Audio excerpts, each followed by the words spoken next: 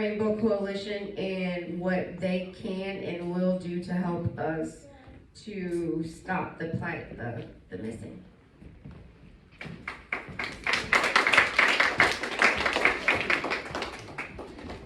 2 minutes. Done.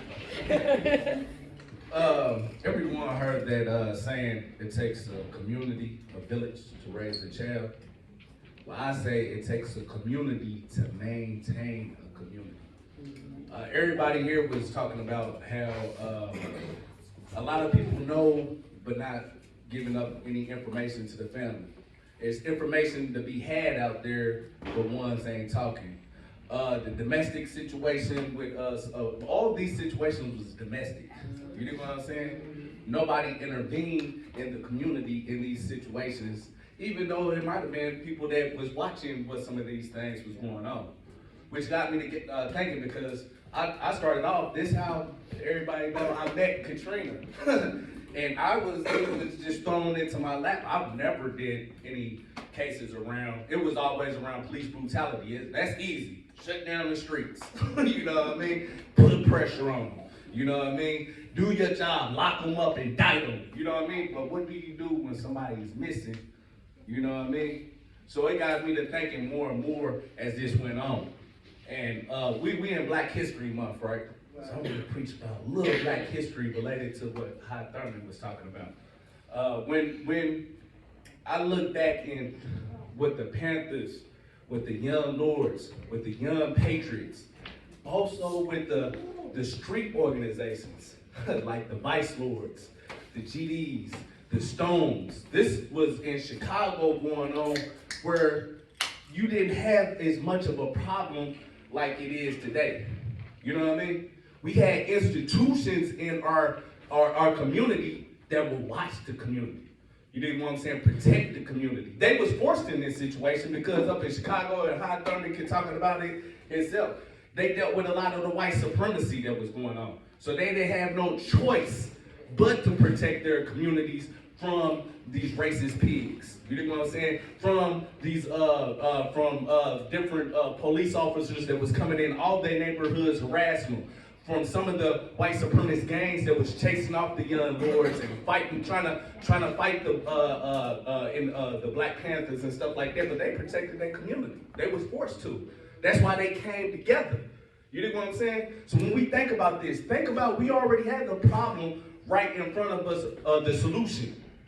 We need to get back what we lost. We don't have community no more.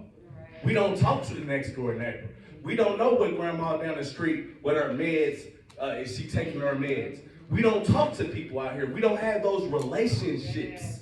You know what I'm saying? Because we don't need the police if we have the community. That's the best intelligence. Right there on the ground. Boots on the ground. They know who the drug dealers is. They know who the human traffickers in the community is. And they drive them off when they had those individuals in those communities. We don't have that no more. You know what I'm saying? So the solution is right in our face. And we got to look in the mirror and see, what are we doing to contribute to building and rebuilding relationships in the community? That's what got me to thinking. I said, you know what? 2021, when I watched the first Rainbow Coalition, we in Black History Month again, right? I read a lot of books in prison. This history wasn't in none of the books. Why? Because it was about building community.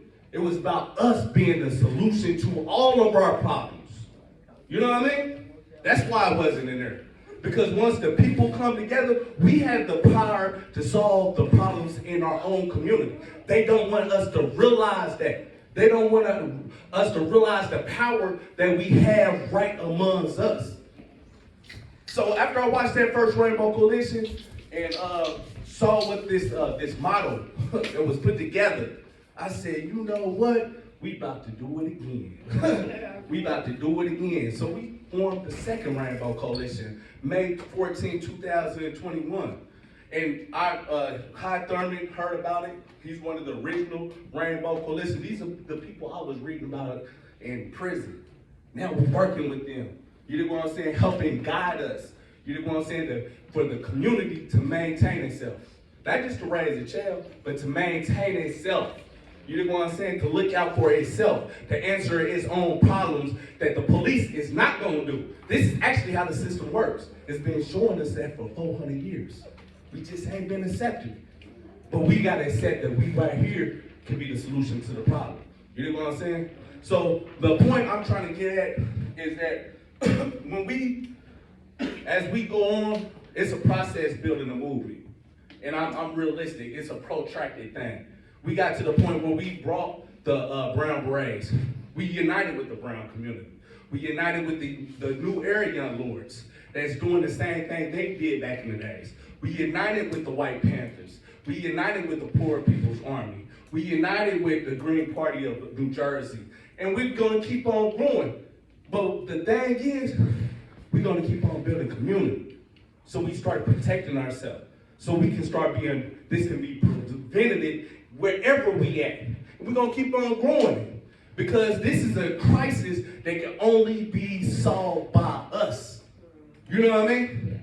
Only can be solved by us. And we went so far that, and this one thing I respect about Fred Hampton. He was a genius, 21 years old. That's why they assassinated him, because he had the vision of solving our problem. And he didn't want us to start teaching everybody in all of our oppressed community that you are the solution. That's the key. You. Everybody around is the solution to the problem. And it's like the body we was talking about the other day. The body, everybody has a body, but you know what I'm saying? The feet and the hands, they got their different functions, but it all comes necessary. You don't find out how necessary your knees is until something happens to your knees, you can't walk no more. They all play a role. We all have a role. We got to rebuild this body. You know what I'm saying? And one thing we did, we formed alliance with the almighty Viceroy Nation. Think about this. Think about the genius of what Fred Hampton and them did. When they organized with the street organization, who knows best what's going on in the streets? He said, look, they could be the problem or they could be the solution. You know what I'm saying? And one thing I found out with the almighty Viceroy Nation, they want to do the same thing. They want to rebuild community because that's actually their history. We was told by the black, I remember when I first came, and the family was like, oh, that Black Panther. That Black Panther. Even her daughter, she didn't know nothing about him. But I told her, I used to think the Black Panthers Party was racist. Because I saw somebody say that on TV, never knew my own history. And then I found out they was the complete opposite. They was actually working with racist people, like the Young Patriots, and then converted them into revolutionaries that dropped the Confederate flag. He forgot to tell y'all that. You know what I mean? They dropped that, and they started to be about the community. They said, we gotta all unite. We gotta make sure we all protect each other. Think about that type of infrastructure. Ain't gonna be no human trafficking, ain't gonna be no people coming up missing. When they had problems with domestic violence, the Panthers pulled up right there. What's up, brother? We're gonna have to talk, but you ain't gonna be doing this out here. Take a time out. The Vice Lords, same thing. The Stones, the same thing. Young Patriots organizations, the same thing. Young Lords, the same thing. The GDs, the same thing. They don't tell us about this type of history. What the Vice Lords was doing in the community, did y'all know that Martin Luther King lived in the Vice Lord neighborhood? Did y'all know that the Vice Lords, the GDs, and the Stones did his security? He trusted them more than the preachers up there. Why don't they tell us about that? That's part of Black history. You know what I'm saying? You know why? Because they was doing positive stuff.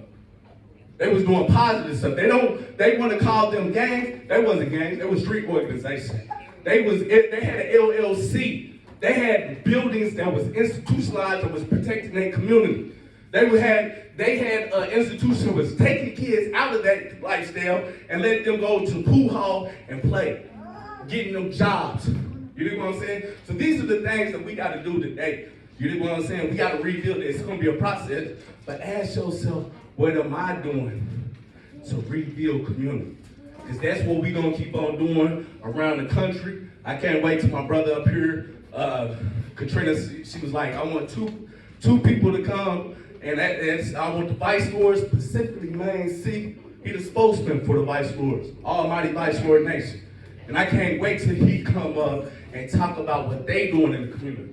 And tell me if they a gang. We gotta stop allowing people to lie to us about the ones that's actually the solution to our problems in the community. You know what I mean? So with that, I want y'all to all think about building this community again. We are the solution. All right now? All power to the people. Just love me some him. Well, I was gonna give you an introduction, Maine C, but I don't think I need to no more. So Maine C, I did say that. I have to have Maine C there. Because without him, there is no us. Maine C is, so I'm going to tell you in my words what Maine C is, and then I'm going to let him introduce himself of what he is. Maine C is the face of the Almighty Vice Lord Nation. And when I say that, a lot of people think, Vice Lords, oh my gosh, that's a gang. What's a gang? I'll wait. Who wants to give me a definition of gang? Okay, what's a gang? 3 people or more. 3 people in one specific place or more. That's a gang. Okay, I like that. Oh, cousin. What's a gang? Well, it depends on which one it is. Just like you said, what you call them? Almighty Vice Lord Nation. The first thing that I thought about was a gang, gangsters, because of the wording. Yes. But, yeah, so it just depends, but y'all think it's a gang, right? Yes. A gang to me now that I've seen it is not a gang, it's a street organization. So when we say an organization, what do we think about? We say something positive. We think it's an organization to promote more money, to promote the community, to promote. When you say organization, you think positivity, correct? When you say gang, you're like, oh, they out here selling dope, beating women, doing this. So, for me, the Almighty Vice Lord Nation is a street organization, and Maine C to me is the epitome of street organization. And he's the one that made our shirts. I was surprised. And it has Tanaya in her. That's Tanaya. Yes. Taya's on the back. Thank you, Almighty Vice Lord Nation. Come on, Macy. I'm going to let you introduce yourself. I saved the best for last. I saved the best for last. Peace and love, everybody. I guess the first thing to say is, to the families that's present that loved one is missing. My condolences, and hopefully y'all find some type of resolution to that. Obviously, you would want your loved one to be back, return to, in peaceful standards. But y'all stay strong and keep pushing. I admire, what I've seen today, because a lot of people couldn't come do that. You know what I'm talking about? So that says a lot about y'all, and that speaks to the character. So hopefully y'all can maintain that until the day comes that y'all are reunited with y'all loved one. I pray for you guys. That's the first part. And of course, all praise to Allah. The street gang thing, let me just address that first. And I don't want to get off the topic of what this is about. But since it was mentioned, I am a member of the conservative vice lords, what they commonly refer to as a street gang. But the thing that they never tell you is that we was forced into that position. You see what I'm saying? Because before the Civil Rights Movement, before the Black Panther Party, there were vice lords. In 1957, a group of kids, 7 of them to be exact, at St. Charles Group Home in Illinois, they banded together and they started an organization to stand up for black people. At the time, there was a lot of racism going on with white gangs, Sicilians, there was a lot of Italians in the area of Chicago. So a lot of that was going on. So Edward Pepperell Perry, which is the founder of Vice Lord, he formulated Vice Lord. In the process of building it, he brought on some Islamic scholars, and those brothers, what they did was put a literature package together to where we had to learn it, because one of the things that he realized was in order to change the condition of our people, we had to educate ourselves. You see what I'm saying? So we was forced to educate ourselves, or we couldn't even be a vice lord. You see what I'm saying? So the stuff that y'all seen or heard about for whatever game, I'm quite sure, because each game has its own story. That wasn't the process. The process, it started off positive. Our government, the U.S. government, actually, COINTELPRO to be exact, started, behind the scenes, putting stuff in motion. So when we had these positive guys that was out here uplifting the community and showing us what to do, one, they either killed them, sent them to prison with sentences that I'm talking about look like football numbers. They started putting other little hotheads in play, telling them y'all the new leaders. They started bringing guns, they started bringing money, they started bringing drugs into the community. Automatically, you know what, that's gonna cause turmoil. We all understand, that's turmoil waiting to happen. So, enough of that. In the process of this game, one of our leaders, El Rahim, Minister Rico, he was in prison actually doing a 100-year sentence. He looked out into the free world and understood that the process that was going on in the black community could not continue to go. So he started a program called Yaga. That's what's on the front of this shirt, the YAGA. That stands for Youth Against Gang Activity. Now what that was gonna do was rebuild and rekindle the relationships in the black community with our youth. Those are, that's the future. The leadership, all of these brothers, with all due respect to them that spoke before me, we got a date. We got a deadline. It's coming. It's coming. You know what I'm talking about? So what you're doing, if it's not motivating somebody else to come and do better than what you're doing, we're in trouble anyway. We're wasting our time. So we gotta, we have to galvanize these youth. These little kids, that little child has to understand that he's a future leader. That sister has to understand she's a future leader. So here at Yaga, that's what we try to do. I'm very vocal when it comes to the kids and in the black community a lot. Not to discredit anyone else's community, but I live in the black community. I'm from there. The leadership there, it leaves a lot of time. When we find people that find success, as soon as they get it, they gone from the hood. That's fine if you don't want to live there, but you got to come back and have some type of influence. These kids have to see success. They have to know what it is. You understand what I'm saying? They have to know what that is. So we focus on being there, because I'm in the hood and I ain't going nowhere. I focus on being there. I want them to see me and understand that that's a game. Remember, I have a lot of things going on with me. I have people with me that have a lot of things going on, and I want them to be able to see that. Because the moment they see that, they know, hey, that can be me. You know what I'm talking about? They know that can be me. We just started the domestic violence division of Yaga. My cousin here, she has her own organization in Milwaukee. But now she's an avid supporter of Yaga, so she has on the shirt. Now, this is new to me. I'm getting into it. The event that we're having here today, what I realized, this is tied in a lot of times to domestic violence. You know what I'm talking about? While the trafficking part, it's a major problem, it does exist.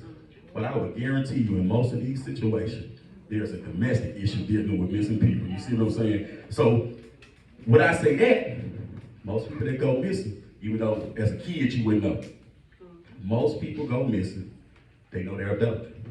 Simple as that. That's a domestic situation. Right then and there, it's domestic. They know them. Now, as a kid, the kid wouldn't know them, but the adult that took the kid, they know the kid. Still domestic. You see what I'm saying? All right. The other part of that is this. The brother touched on it. The old African proverb of it taking a village. It takes a village to raise a child. There's a second part to that. And that other part is, if not, the child will burn the village down. You see what I'm saying? If not, the child will burn that village down. All right, what I'm saying is this. The responsibility to our community is all of ours. The police, we can bring them into it, and this is not a hate speech, but there is no police I've ever seen in the black community that was there to serve and protect us. I've never seen one. I've never seen one. You see what I'm saying? They have a job to do, and they do it at minimum as best. You see what I'm saying? They're not there. Just listen to the conversation. You heard the sister and the brother say that the police told them they done even conversate from them. That's what I got. What I took from what you said, you done talking to you. How do you have a missing person and you done talking? Like, make that make sense. But I don't expect nothing no different because you're not here to help anyway. You see what I'm saying? So if the people that are being paid by the tax dollars to help us isn't there to help us, then who do we have left? Our community. Ourselves. But what we got In today's age, we're so disengaged socially with each other, it don't make no sense. We're so disengaged, it don't make no sense. Sometimes, I mean, something as simple as an Android versus an iPhone can start a conversation and separate. You know what I mean? Something as minute as an Android versus an iPhone. Man, stop it. No, seriously, stop it, man. Stop it. Stop it, man. Like we the people, we have to start taking ourselves more serious. We have to take ourselves more serious because I think that if we take ourselves more serious, then the accountability of doing more, we'll take that more serious. You see what I'm saying? Because as long as I'm able to run around and look like I'm doing something good, then I might be a person that's gonna do exactly that. But if you hold me accountable, I can't do that no longer. Because now you're looking for a result. When you hold people accountable, you're looking for a result. I don't get to just say, well, hey, I'm gonna do this or X, Y, and Z and not do it. You wanna see me do that now, because the moment I don't do it, you're gonna say that fake ass. You know what I'm saying? He is a fraud. You're able to call me that. We gotta stop putting our, in the black community especially, celebrities. Let me get to that, celebrities. We hold our celebrities to a higher standard when they do little to help our community. They do little to help our community. Well, we continue to hold them to a high standard. What I'm saying is, this sisters that have this issue with her child, that's my celebrity. This brother over here that had the issue with the child, that's my celebrity. Those are the people we gotta get behind. Those are the people we gotta get behind because our true strength is gonna be found in what I'm able to do. I don't even know them. But my test is now, damn, man, see, what could you do to help? That's my test. And I understand that. The moment I heard it, I knew, your test is what can you do to help? Now, I'm from Mississippi. I live in Mississippi. I'm 1,000 miles away from here.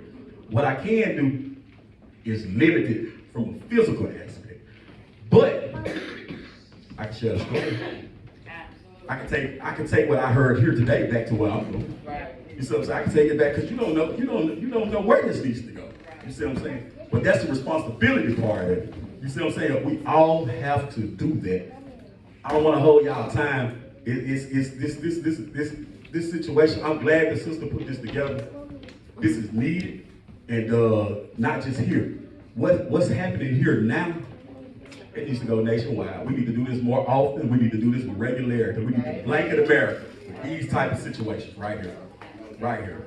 And the reason I say that, didn't y'all say the police told you they were done talking? We ain't. We're gonna keep talking. Yeah, we ain't. We're gonna keep talking. So with that, peace and love y'all.